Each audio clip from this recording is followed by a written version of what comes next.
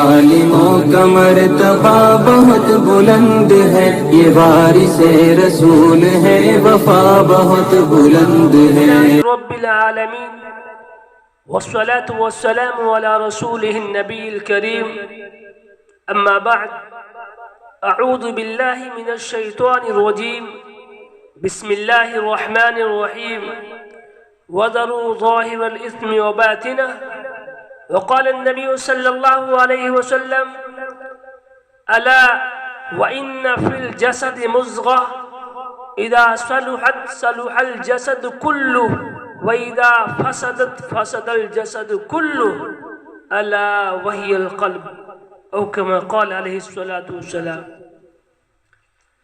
محترم سامعین، آج ہم سب یہاں پر دین کی خدمت کے طور پر بیٹھے ہوئے، دین کی باتوں کو سننے کے لیے بیٹھے ہیں۔ اللہ رب العزت ہم سب کو کہنے اور سننے سے زیادہ عمل کی توفیق عطا فرمائے۔ محترم سامعین، اللہ رب العزت نے ہم سب کو دل سے نوازا ہے، اور دل کی کیفیت کیا ہے؟ انسانی جسم میں بادشاہ کی حیثیت رکھتا ہے، دیگر اعضاء اس کے تابع و مطیع فرما بردار ہے۔ اگر دل درست رہے گا تو ساری باڈی، سارا جسم درست رہے گا۔ اسی کو اللہ کے نبی صلی اللہ علیہ وسلم نے کیا ہی بہترین انداز میں ارشاد فرمایا ہے، الا سنو وَإِنَّ فِي الْجَسَدِ مُضْغَةً، کہ جسم میں ایک گوشت کا لوتھڑا ہے، اذا صلحت صلح الجسد کلہ، جب وہ درست رہے گا تو پوری باڈی، پورا جسم درست رہے گا۔ وَإِذَا فَسَدَتْ فَسَدَ الْجَسَدُ كُلُّهُ أَلَا وَهِيَ الْقَلْبُ، جب وہ خراب ہوگا تو پوری باڈی خراب ہوگی۔ اور سنو، وہ دل ہے۔ میرے عزیزوں، اس لیے دل کو شریعت کا پابند بنانا انتہائی ضروری ہے، تاکہ دوسرے اعضاء ناجائز امور سے، غلط کاموں سے بچ سکے۔ اللہ رب العزت نے قرآن مقدس میں دل کی صفائی کے بارے میں اللہ کے نبی صلی اللہ علیہ وسلم کی بعثت کے جو اہم مقصد ہے اس کو بیان فرمایا ہے۔ هو الذي بعث في الأميين رسولا منهم يتلو عليهم آياته ويزكيهم۔ اللہ کے نبی صلی اللہ علیہ وسلم جہاں علم و حکمت کی باتیں بتلاتے تھے، وہاں پر صحابہ رضی اللہ تعالیٰ عنہ کا تزکیہ بھی فرماتے تھے۔ یہی وجہ تھی کہ اللہ کے نبی صلی اللہ علیہ وسلم نے صحابہ کی ایسی تربیت فرمائی کہ ان کے دل مزکہ، مصفہ، مجلہ ہو گیا، رہتی دنیا تک کے لیے وہ ایک کامیاب انسان بن گئے۔ انہی کو مصداق ملا، اولئک هم المفلحون، اولئک هم الراشدون، اولئک هم الفائزون، جن پہ فرشتے رش کرنے لگے۔ لہذا دل کے روحانی امراض بہت زیادہ ہیں، خاص طور سے دنیا کی محبت۔ اللہ رب العزت نے دنیا کی محبت کے بارے میں ارشاد فرمایا: زُيِّنَ لِلنَّاسِ حُبُّ الشَّهَوَاتِ مِنَ النِّسَاءِ وَالْبَنِينَ وَالْقَنَاطِيرِ الْمُقَنطَرَةِ مِنَ الذَّهَبِ وَالْفِضَّةِ وَالْخَيْلِ الْمُسَوَّمَةِ وَالْأَنْعَامِ وَالْحَرْثِ ذَلِكَ مَتَاعُ الْحَيَاةِ الدُّنْيَا وَاللَّهُ عِندَهُ حُسْنُ الْمَآبِ۔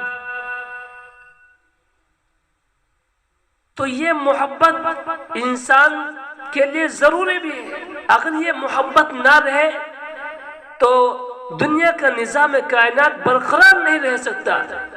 لیکن دنیا کی محبت اتنی وسیع نہ ہونے پائے، اتنی زیادہ فراخ نہ ہونے پائے کہ انسان اپنے مقصد تخلیق کو ہی بھول جائے، اللہ رب العزت کے احکامات کو، بندے کے حقوق کو پس پشت ڈال دے۔ اگر یہ محبت اتنی بڑھتی ہے تو سمجھو یہ روحانی اور قلبی امراض کا سبب بن سکتی ہے۔ اس کی مثال یوں سمجھیے کہ ہمارے جسم میں شوگر کی ایک مقدار رہنا ضروری ہے. اگر شوگر ایک مقدار میں نہیں رہے گی تو انسان زندہ نہیں رہ سکتا. لیکن اگر وہی اپنی حد سے اپنی لیول سے بڑھ جائے تو ایک لا علاج بیماری میں تبدیل ہو جاتی ہے. انسان کی زندگی اجیرن ہو جاتی ہے. اسی طریقے سے میرے عزیزوں دنیا کی محبت ہے. اگر دنیا کی محبت حد سے بڑھتی ہے تو یہ گناہوں کو جنم دے گی, گناہوں کے ارتکاب کا جنم دے گی. حضرت حسن بصری رحمہ اللہ کے مراسیل میں ہے حب الدنیا رأس کل خطیہ, دنیا کی محبت تمام برائیوں کی جڑ ہے. اور ساتھ ساتھ یہ حرص و حوث کو بھی دعوت دیتی ہے, حرص و ہوا کو بھی دعوت دیتی ہے کہ انسان کو کچھ بھی مل جائے لیکن اس کے لیے کم ہی رہے. اس کو ایک گاڑی تھی اب دوسری کی چاہت کرے گا, ایک بلڈنگ تھی دوسری کی چاہت کرے گا, ایک کوٹھی تھی دوسری کی چاہت کرے گا. اس انسان کو حل من مزید کا سبق بنا ہوا ہے. جس طریقے سے کل قیامت کے دن دوزخ کہے گی حل من مزید, اللہ رب العزت کہیں گے بس, لیکن وہ کہے گی حل من مزید حل من مزید. اسی طریقے سے یہ انسان لگا ہوا ہے کہ کچھ بھی اس کو مل جائے لیکن اس کے قلب کو سکون نہیں ملتا.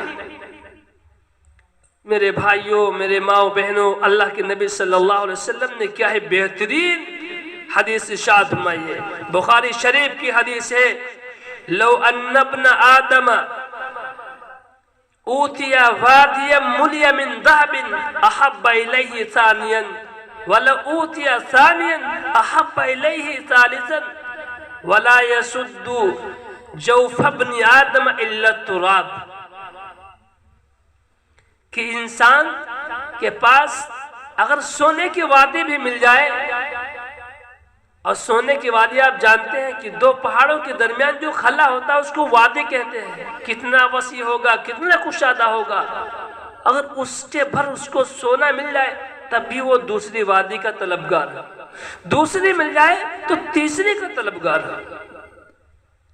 تو اللہ کے نبی صلی اللہ علیہ وسلم کہنے لگے کہ اس کو تو صرف قبر کی مٹی ہی اس کے پیٹ کو بھر سکتی ہے. جب انسان اس دنیا سے چلا جائے گا تو اس کی خواہشات بند, اس کی آرزویں بند.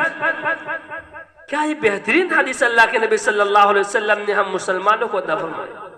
اسی طریقے سے ایک اور حدیث ہے بخاری شریف کی, یکبر ابن آدم ویکبر معہ اثنان حب المال وطول العمر. کہ انسان بڑا ہوتا ہے تو اس کے ساتھ میں دو چیزیں بڑھتی ہیں, دنیا کی محبت اور لمبی لمبی آرزویں, زندگی کی طویل.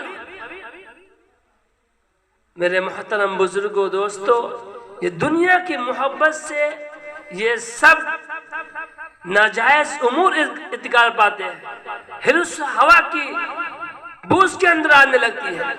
میں آپ کو دور نبوی کا ایک واقعہ بیان کرتا ہوں, اس کے بعد میں اپنی تقریر کو مکمل کرنا چاہوں گا.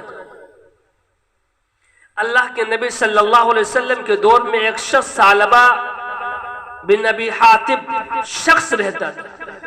اس نے اللہ کے نبی صلی اللہ علیہ وسلم سے درخواست کی, اللہ کے رسول میرے لیے مال کی وسعت, مال کی فراخی کی دعا کر دیجیے. اللہ کے نبی صلی اللہ علیہ وسلم کہنے لگے, اے ثعلبہ, وہ تھوڑا سا مال جس میں تو اللہ کا شکر ادا کرے اس مال سے بہتر ہے جس میں تو حق ادا نہ کر سکے. لیکن وہ شخص پھر کہنے لگا, اے اللہ کے رسول میرے لیے دعا کر دی. تو اللہ کے نبی صلی اللہ علیہ وسلم کہنے لگے, اے ثعلبہ, کیا تو اپنے حبیب اپنے نبی پاک صلی اللہ علیہ وسلم کی حالت کی طرح اپنے آپ کو اپنانا نہیں چاہتا؟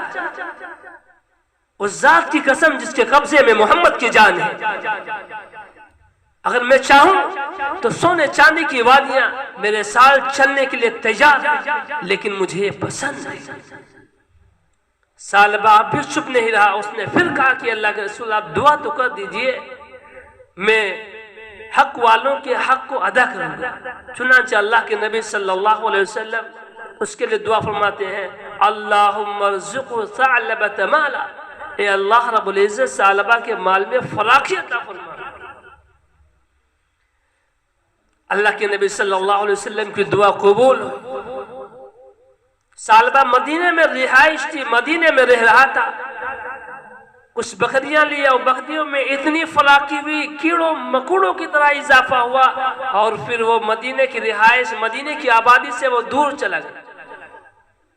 اب وہاں سے صرف 2 وقت کی نماز پڑھتا، باقی سب گول۔ پھر بکریوں میں اضافہ ہوا، مزید اضافہ ہوا، تو وہاں سے اور دور چلا گیا۔ اب صرف جمعے کو آتا، یہاں تک کہ اللہ کے نبی صلی اللہ علیہ وسلم اپنے صحابہ رضی اللہ تعالیٰ عنہ سے پوچھنے لگے کہ ثعلبہ کا کیا حال ہے بھائی؟ تو صحابہ رضی اللہ تعالیٰ عنہ کہنے لگے کہ اس کے مال میں اضافہ ہوا، اس کی بکریوں میں اضافہ ہوا، اور وہ اب آتے ہی نہیں۔